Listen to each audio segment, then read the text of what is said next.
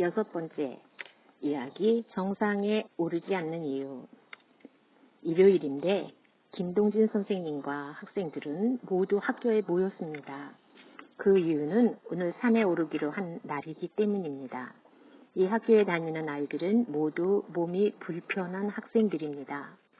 태어날 때부터 소아마비를 앓는 학생도 있고 사고로 인해 몸이 불편해진 학생도 있습니다. 손과 다리를 자유자재로 움직일 수는 없지만 그래도 아이들은 늘 환한 미소를 간직한 천사와도 같습니다. 자, 다들 모였지? 그럼 조심조심 차에 타도록 해라. 아이들은 창밖으로 싱싱 달리는 자동차도 보고 이파리를 흔들며 춤추는 나무들도 보면서 기뻐했습니다. 1시간 정도를 달렸을까? 어느새 커다란 산 하나가 눈앞에 다가왔습니다. 개구쟁이 윤호가 제일 먼저 산을 발견하고 소리쳤습니다. 선생님! 다 왔어요!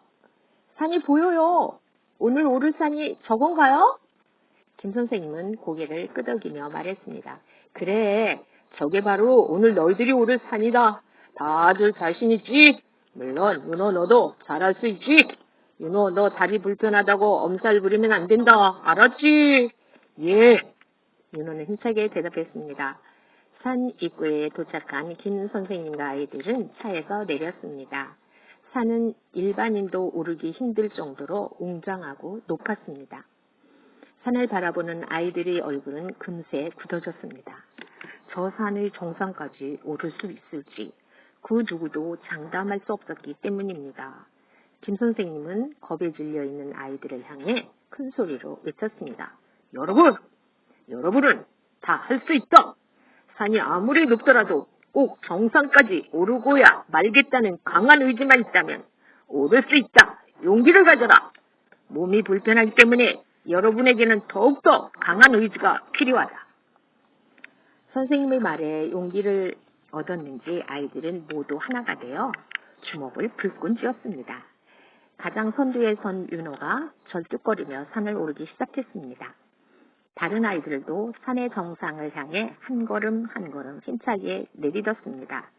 선생님은 아이들이 다른 사람의 도움 없이 혼자서 산에 오르는 모습을 보고 참으로 기쁘고 대견했습니다. 어느덧 산에 오른 지 3시간이 지났습니다. 가장 선두에 있던 윤호는 이미 산 중턱까지 올라갔습니다. 아이들은 온몸에 멍이 들고 무릎이 깨진 고통을 겪었습니다. 하지만 마음만은 행복했습니다. 아이들은 모두 한 마음으로 서로를 응원하고 격려했습니다. 조금만 힘내자. 이제 조금만 더 가면 정상이야. 아이들은 다시 한번 힘을 내어 한 걸음 한 걸음 힘차게 정상을 향해 걸었습니다. 단 한 명의 아이도 중도에 포기하지 않았습니다. 실제적인 장애 때문에 포기한다는 것은 너무나 자존심이 상하는 일이었기 때문입니다.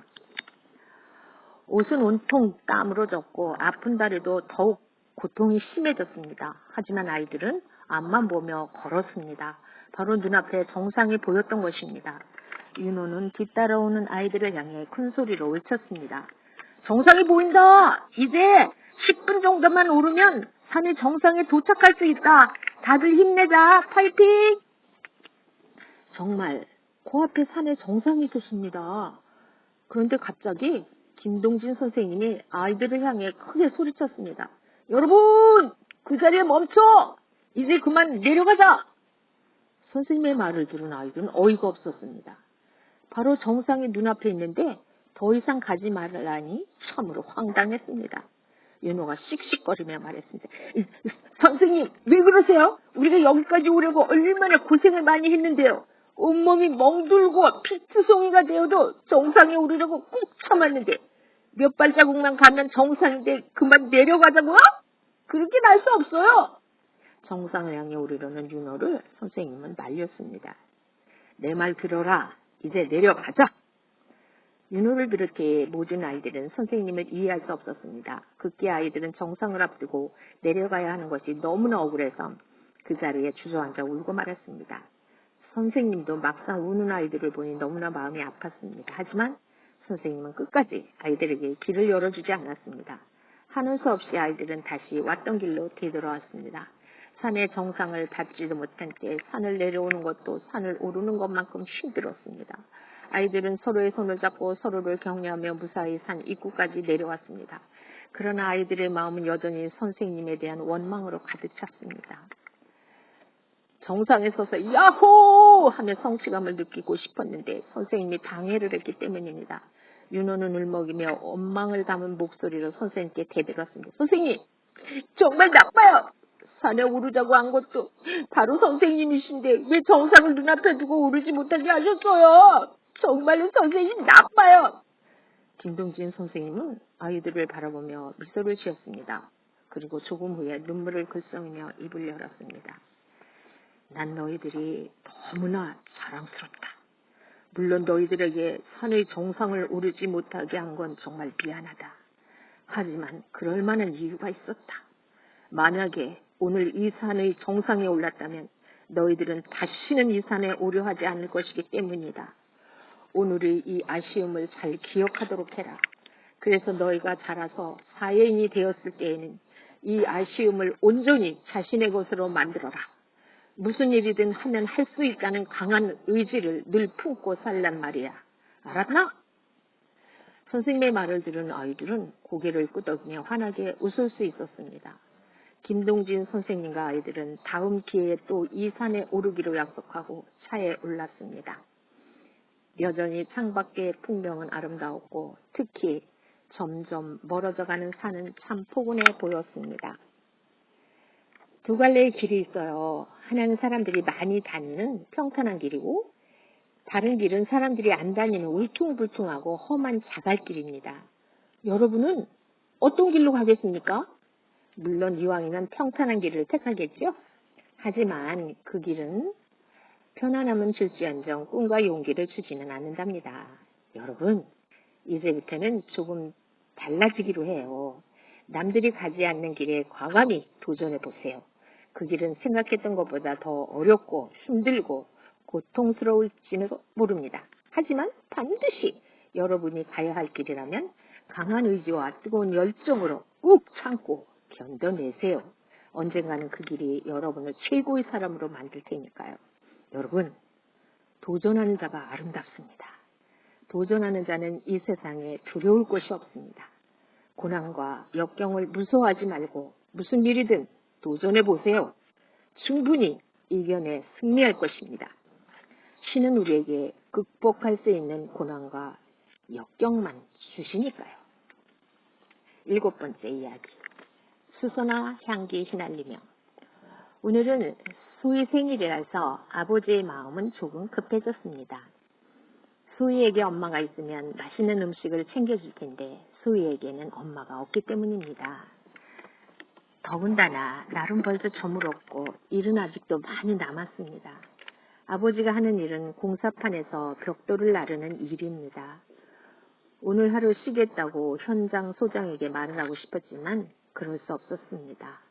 비록 벽돌을 나르는 하찮은 일이지만 요즘은 경기가 좋지 않아서 이 일을 구하기가 힘들기 때문입니다. 아빠, 오늘 내 생일인 거 알죠? 물론이지. 오늘은 아빠가 일 빨리 끝내고 맛있는 케이크 사올게. 그리고 네가 좋아하는 햄이랑 카레도 해줄 테니 우리 저녁밥 같이 먹자. 오늘 아침 출근하기 전에 소희랑 한 약속이 아버지의 마음을 더욱 조급하게 했습니다. 벌써 7시가 넘었네. 우리 소희가 많이 기다릴 텐데. 소희 배고프겠네. 일을 빨리 끝내야겠군. 아버지는 벽돌을 등에 지고 서둘러 한 걸음 계단을 올랐습니다. 2층을 지나고 3층으로 가는 순간 너무나 마음이 급했던 탓인가 아버지는 발을 헛디디며 그만 아래로 굴러 떨어지고 말았습니다. 내 다리! 결국 아버지는 119 구급차에 실려갔고 오른쪽 다리와 목에 깁스를 했습니다. 전화를 받고 달려온 소희는 아버지를 보자마자 엉엉 울기 시작했습니다. 아빠! 아빠! 많이 아프세요? 아버지는 아무렇지도 않다는 듯 활짝 웃으며 말했습니다. 아빠는 괜찮아. 그러니 소희야, 울지 마. 그리고 미안하다. 우리 소희 생일인데 챙겨주지도 못하고 미안해. 다음에는 꼭 약속 지킬게. 그렇게 며칠이 지났습니다. 아버지는 깁스를 하고 있어서 움직이는 것이 불편했습니다. 그래서 소희가 그의 곁에서 간호를 해야 했습니다. 오줌통도 비우고 밥도 갖다 나르고 또 노래도 불러 아버지를 위로했습니다. 아빠, 빨리 나으세요. 그래서 저랑 같이 꽃밭에 가요. 아버지는 미소를 지으며 입을 열었습니다. 그래, 소희 덕분에 아빠는 빨리 나을 거야. 그나저나 작년 내 생일에 심은 수선화는 잘 자라고 있는지 모르겠구나. 그러자 소희가 퉁명스럽게 말했습니다. 지금 수선화에 신경 쓰실 때예요? 아빠가 빨리 낫는 게 더 중요하단 말이에요. 아버지는 고개를 내저으며 말했습니다. 생명이 있는 것들은 다 소중해. 그리고 그 수선화는 특별하잖아. 내 생일 선물로 준 거니까. 모든 생명 있는 것들은 사랑이 없으면 금방 죽고 말아. 소희는 아버지의 말을 듣고 고개를 끄덕였습니다. 그리고 나지막한 목소리로 말했습니다. 아빠, 걱정 마세요. 제가 그동안 틈틈이 물도 주고 이야기도 걸어주고 쓰다듬어 줬어요. 지금은 아주 많이 자랐어요. 정말? 그렇다니까요. 얼마 후 소희는 아버지에게 좋은 선물을 하기로 마음먹었습니다. 그건 바로 수선화의 소식을 전하는 것이었습니다. 수선화를 꺾어서 직접 아버지에게 보이고 싶었지만 그러면 수선화가 죽게 되니까 그렇게 할 수는 없었습니다. 소희는 오랜 고민 끝에 수선화의 향기라도 아버지에게 전하기로 했습니다. 아빠, 수선화 보고 싶지요? 수선화? 물론 보고 싶지. 네가 얼마나 잘 키웠는지 궁금하구나. 그럼 잠깐만 기다리세요. 어디 좀 다녀올게요. 소희는 병원을 나와 집 뒤에 있는 작은 꽃밭으로 달려갔습니다. 수선화는 여전히 살랑살랑 꽃대를 흔들며 소희를 반갑게 맞이했습니다. 소희는 수선화를 살펴시 감싸 안은 채 한참 동안 바람을 맞으며 쪼그려 앉아 있었습니다. 그렇게 1시간이 지났습니다. 수선화 향기가 소희의 몸에 조금씩 배기 시작했습니다. 한나절이 지났을까? 소희의 몸은 온통 수선화 향기로 가득했습니다. 소희는 수선화 향기가 날아가지 않게 일어나 조심조심 발걸음을 병원으로 옮겼습니다.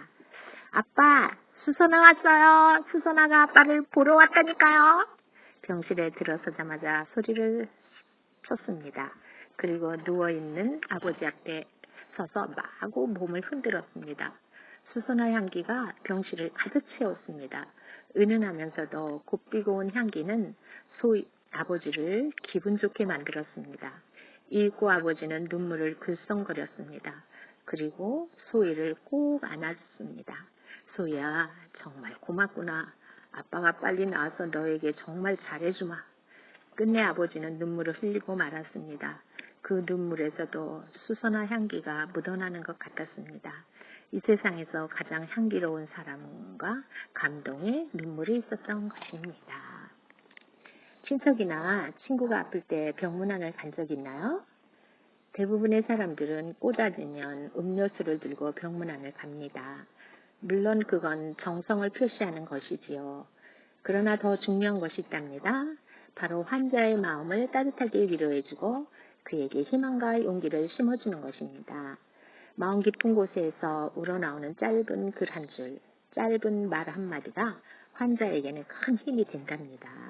그러니 다음에 병문안 갈 일이 생긴다면 힘이 되는 좋은 글귀를 미리 생각해서 엽서에 적어 전해주세요. 아마 그는 감동할 거예요. 여러분의 세심한 배려와 사랑의 말입니다. 남에게 감동을 준다는 것은 그리 어려운 일이 아니에요. 남을 배려하고 아끼는 마음, 그게 바로 감동의 시작이며 전부죠. 곱고 아름다운 마음을 가진 여러분, 그 어느 꽃보다도 더 향기로운 마음으로 세상을 아름답게 만들기 바랍니다. 8번째 이야기. 하나님은 가까이에 있다. 엄마, 하느님은 어디에 계신 거예요? 오늘도 철구는 고개를 갸우뚱거리며 어머니에게 물었습니다. 잘 모르겠다. 하늘나라에 계실까? 철구야, 내가 한번 찾아보렴. 철구 어머니는 부드러운 미소를 지어 보이며 말했습니다. 철구는 정말 하느님이 어디에 계신지 궁금했습니다. 그래서 매일 밤 옥상에 올라가 망원경으로 하늘을 올려다보았습니다. 하느님은 과연 어느 별에 계실까? 지금 나를 보고 계실까? 꼭 하느님을 만나고 싶은데. 망원경 안에는 반짝거리는 별만 가득할 뿐 하느님은 보이지 않았습니다. 철구는 마음이 답답했습니다. 그래서 하느님을 찾기 위해 길을 떠나기로 마음을 먹었습니다. 안개가 피어오르는 새벽녘 철구는 하느님을 찾기 위해 홀로 여행을 떠났습니다. PC방에도 가보고 건물 옥상에도 올라가보고 버스 정류장에도 가보고 골목 구석구석을 찾아다녀봐도 하느님은 보이지 않았습니다. 어느새 날이 저물기 시작했습니다.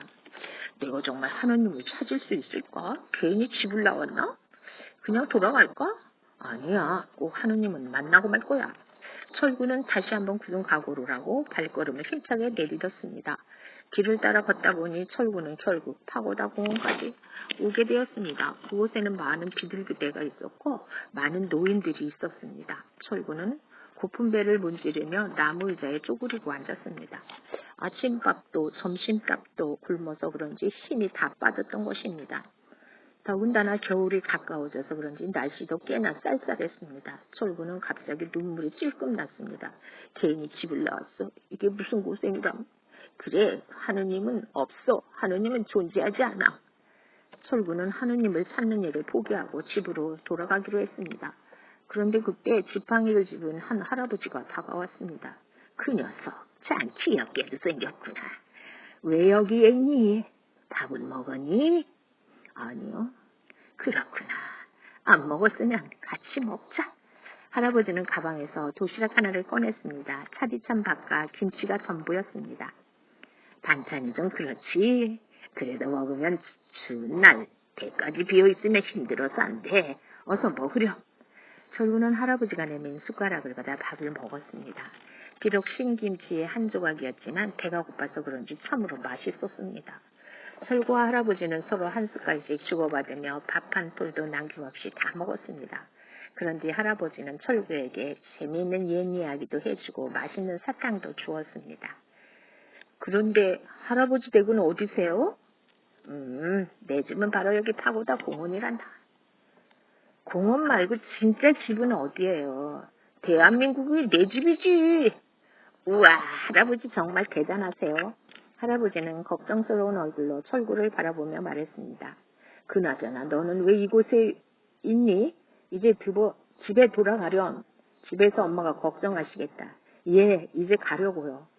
철구는 할아버지에게 꾸벅 인사를 하고 집으로 향했습니다. 그런데 철구의 등 뒤에서 할아버지가 철구를 부르는 소리가 들려왔습니다. 왜 그러세요, 할아버지? 할아버지는 철구에게 500원짜리 동전 하나를 내밀었습니다. 가는 길에 배고프면 빵이라도 하나 사 먹어. 알았지? 차 조심하고 잘 가거라. 예, 고맙습니다. 철구는 깊은 밤이 되어서야 집에 도착할 수 있었습니다. 철구 어머니는 철구를 보자마자 한 걸음에 달려와 껴안았습니다. 어디 갔다 왔어? 엄마가 얼마나 걱정을 했는데. 밥은 먹었어? 어디 다치지는 않았니? 철구는 환하게 웃으며 말했습니다. 하느님 찾으러 갔었어요. 철구 어머니는 안도의 한숨을 쉬며 되물었습니다. 그랬구나. 하느님은 찾았어? 철구는 자랑스럽게 이야기했습니다. 물론이죠. 저 오늘 하느님을 만났어요. 하느님은 그리 멀리 계시지 않았어요. 제게 밥도 주시고 아주 친절하게 대해주셨어요. 하느님은 부처님도 멀리 있지 않습니다. 바로 우리 가까이에 있답니다. 해맑게 미소 짓는 갓난아이의 입가에 바로 하느님이 살고 계시고 부처님이 머물러 있습니다. 불의한 이웃을 돕는 따뜻한 손길에 바로 하느님이 함께 하시고 부처님의 자리가 숨쉬고 있습니다. 가족을 위해 맛있는 요리를 하는 어머니의 정성에 바로 하느님의 기적이 존재하고 부처님의 마음이 담겨져 있습니다. 우리는 늘 힘들고 지칠 때 하느님이나 부처님을 찾게 됩니다. 그리고 기도를 하여도 일이 잘 풀리지 않을 때는 하느님과 부처님을 원망하기도 하죠. 하지만 그것은 잘못된 생각입니다. 바라기만 한다면 그것은 이기적인 마음일 뿐이죠. 내가 먼저 다른 사람을 위해 사랑을 베풀어야 해요. 내가 먼저 다른 사람에게 행복을 전해야 해요. 하느님도 부처님도 멀리 있는 것이 아니라 손만 뻗으면 닿을 만한 곳, 바로 여러분의 마음 안에 있는 것입니다. 이제 여러분도 친구와 이웃을 위해 아낌없는 사랑을 베푸세요. 그곳이 바로 하느님이 계시고 부처님이 존재하는 곳이 될 테니까요. 9번째 이야기. 세상에서 가장 아름다운 길. 왜 이제야 제게 오셨습니까? 그동안 고통이 심했을 텐데 진작에 오셨어야죠. 하루빨리 수술을 해야 합니다. 수술이 더 이상 늦어지면 생명이 위험할 수도 있습니다. 그리고 만약 수술이 실패하면 식물인간이 될 수도 있습니다. 빨리 결정해야 합니다. 빠르면 빠를수록 좋습니다. 의사의 말을 듣던 부부는 너무나 놀란 나머지 아무 말도 하지 못했습니다. 남편은 아내가 그동안 이렇게 심하게 아픈지를 까마득히 몰랐습니다. 남편은 아내가 야속하기만 했습니다. 당신 정말 왜 그래? 이렇게 아팠으면 진작에 내게 말을 했어야지. 바보처럼 꾹 참고 있었어? 당신 없으면 나랑 호진이는 어떡하라고? 아내는 아무 말 없이 그저 눈물만 흘릴 뿐이었습니다. 단 한 번도 아프다는 내색을 하지 않아서 건강한 줄만 알았습니다. 아내는 아팠지만 가정 형편이 어렵고 밤늦게까지 일하는 남편에게 짐이 되기 싫어서 그동안 아픔을 숨겼던 것입니다. 부부는 서로에게 슬픈 표정을 보이지 않으려고 했으며 집을 향해 걸었습니다. 집으로 돌아온 아내는 거실에서 잠이 든 호진이를 보자마자 눈물을 왈칵 쏟았습니다. 우리 호진이 불쌍해서 어떡해. 우리 귀여운 호진이. 아내는 방으로 들어가 방문을 걸어 잠그고 울음을 토해냈습니다. 왜 하필 나야. 나쁜 짓도 하지 않았는데 도대체 왜 이런 시련이 나에게. 남편 또한 화장실 바닥에 주저앉아 울었습니다. 바보 같은 사람. 아프면 아프다고 진작에 말을 했어야지. 돈이 없다고 병을 키우다니. 바보. 잠에서 깨어난 호진이는 엄마 아빠의 울음소리에 놀랐는지 덩달아 울었습니다. 한참 후에야 남편은 호진이를 달래서 안방으로 들어갔습니다. 그리고 아내에게 말을 건넸습니다. 여보, 지금 바로 수술 받자. 그 길밖에 없어. 난 당신을 잃고 싶지 않아. 어서 병원 가자. 아내는 남편을 바라보며 입을 열었습니다. 수술이 잘못된다면 돈을 돈대로 들고 내가 혹시 식물인간이라도 되면 당신에게 평생 짐이 될 텐데 난 수술 못해요. 아내의 말을 들은 남편은 울부짖었습니다. 내 말 들어. 당신이 이 세상에 없다면 그 못이 필요 있어. 호진이를 생각해서라도 빨리 병원에 가서 수술 받자. 잠시 후 아내는 입술을 굳게 깨물며 남편에게 말했습니다. 그래요. 수술 받겠어요. 나도 당신을 두고 죽을 수는 없어요. 남편은 아내를 따뜻하게 안아주었습니다. 옆에 있던 호진이는 두 눈을 동그랗게 뜨고 입을 열었습니다. 아빠, 엄마 왜 그래? 엄마가 죽어? 아니야, 엄마가 죽긴 왜 죽어. 수술만 받으면 곧 나으실 거야. 어느 정도 마음의 진정을 찾은 아내는 남편의 포근한 품에 안겨 잠이 들었습니다. 다음날 아내는 수술을 받기 위해 남편과 함께 현관문을 나섰습니다. 그런데 아내가 현관문을 여는 순간 놀라운 일이 벌어졌습니다. 현관문 바로 앞에 땅바닥에서부터 보이지 않는 곳까지 하트 모양으로 된 색종이가 한 걸음 간격으로 쭉 깔려 있었던 것입니다. 아내는 영문도 모른 채 한 걸음 한 걸음 하트를 밟으며 걸어갔습니다. 그 하트길은 아주 길게 이어지더니 바로 아내가 수술을 받는 병원 앞까지 깔려 있었습니다. 하트길은 아내에게 용기와 이완과 사랑을 전하고자 밤새도록 종이를 접고 또 접어 남편과 호진이가 만들었던 것입니다. 아내는 두 사람의 손을 잡으며 말했습니다. 여보, 정말 고마워요. 그리고 호진아, 사랑해. 엄마가 수술 잘 받아서 꼭 건강한 모습으로 이 하트길을 다시 밟을게. 남편은 말없이 고개를 끄덕이고 호진이는 환하게 웃었습니다. 그날 아내는 기분 좋은 마음으로 수술을 받았습니다. 다행히 수술이 성공적으로 끝났습니다. 아마도 이 세상에서 가장 아름다운 길을 밟았던 축복 덕분이었을 겁니다. 돈보다 더 소중하고 컴퓨터보다 더 귀하고 바다보다 더 깊고 하늘보다 더 맑은 것이 있습니다. 여러분은 그게 무엇인지 아세요? 사랑이랍니다. 바로 따뜻한 마음이 담긴 사랑이랍니다. 힘들고 아파하는 사람에게 필요한 것은 돈도 아니고 맛있는 음식도 아니고 재미있는 게임도 아닌 바로 따뜻한 마음이 담긴 사랑입니다. 따뜻한 마음이 담긴 사랑은 그리 어려운 것이 아닙니다. 눈물 흘리는 사람을 위해 손수건이나 작은 미소, 다정한 말 한마디를 건네는 것만으로도 충분합니다. 혹시 지금 여러분 가족이나 친구 중에 아파서 힘들어하는 사람이 있나요? 그렇다면 그를 위해 오늘 밤은 종이약을 만들어 보세요. 10개도 좋고 100개도 좋습니다. 그리고 종이약을 내밀어 다정하게 말을 건네세요. 이렇게 말이에요. 곧 건강해져서 이 약처럼 자유롭게 날 수 있을 테니 꼭 힘내요. 10번째 이야기, 어머니의 한쪽 눈. 섬마을의 해녀로 살고 있는 어머니와 그녀의 아들 민수가 있었습니다. 비록 넉넉한 형편은 아니었지만 어머니는 미역을 따고 민수는 물고기를 잡으며 그럭저럭 생활을 꾸려가고 있었습니다. 그런데 어느 새벽녘 물고기를 잡던 민수가 그만 뜻하지 않는 사고로 두 눈을 잃게 되었습니다. 어머니, 이제 좀 끝났어요. 다 끝났어요. 온통 암흑이에요. 이렇게 살아서 뭐해요? 민수는 절망에 빠져 삶을 포기하고 싶었습니다. 병실에 누워 하루 종일 우는 것이 그가 하는 일이 전부였습니다. 그 모습을 바라보는 어머니의 마음은 갈길갈길 찢어졌습니다. 어머니는 민수의 어깨를 감싸며 따뜻하게 말했습니다. 민수야, 희망을 잃지 말아라. 분명 너에게 눈을 기중해 줄 사람이 나타날 거야. 그렇게 지내던 어느 날 민수에게 기쁜 소식이 전해졌습니다. 이름을 밝히지 않는 누군가가 민수에게 한쪽 눈을 기증하겠다는 것이었습니다. 민수는 기뻤지만 다른 한편으로는 왠지 꺼림칙했습니다. 두 눈을 기증받는 것이 아니라 한쪽 눈만을 기증받는다면 남은 인생을 평생 애꾸 눈으로 살아가야 하기 때문이었습니다. 어머니, 저 이식받지 않을래요. 보기 흉하게 어떻게 애꾸 눈으로 살아요. 전 싫어요. 어머니가 민수에게 다가가 설득했습니다. 비록 한쪽 눈이지만 그래도 이 아름다운 세상을 볼 수 있고 나를 볼 수 있잖니? 우리 한쪽 눈이라도 감사하게 생각하자. 민수야, 제발 수술을 받아라. 어머니의 강력한 부탁으로 결국 민수는 한쪽 눈을 이식받았습니다. 수술은 성공적으로 끝났고 민수는 드디어 붕대를 풀게 되었습니다. 붕대를 푼 민수는 눈을 떴습니다.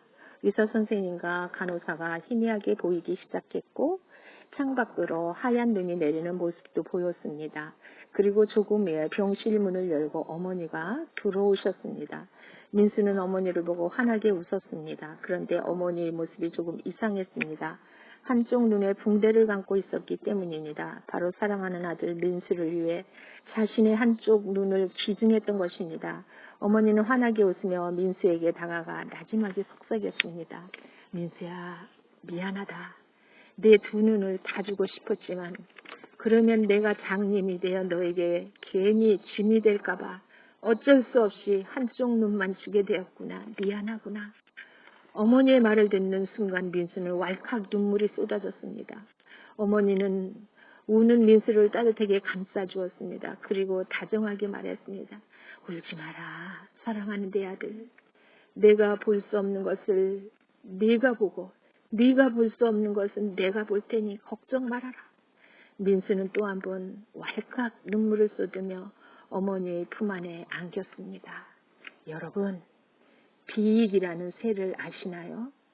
그 새는 눈도 하나고 날개도 하나이기 때문에 절대로 혼자서는 날 수 없다고 해요. 그래서 두 마리가 서로 기대어 하나가 된 채 날개짓을 해야 비로소 푸른 창공을 유유히 날 수 있다고 합니다. 인간은 완벽한 존재인 것 같지만 사실은 비익처럼 혼자서는 살 수 없답니다.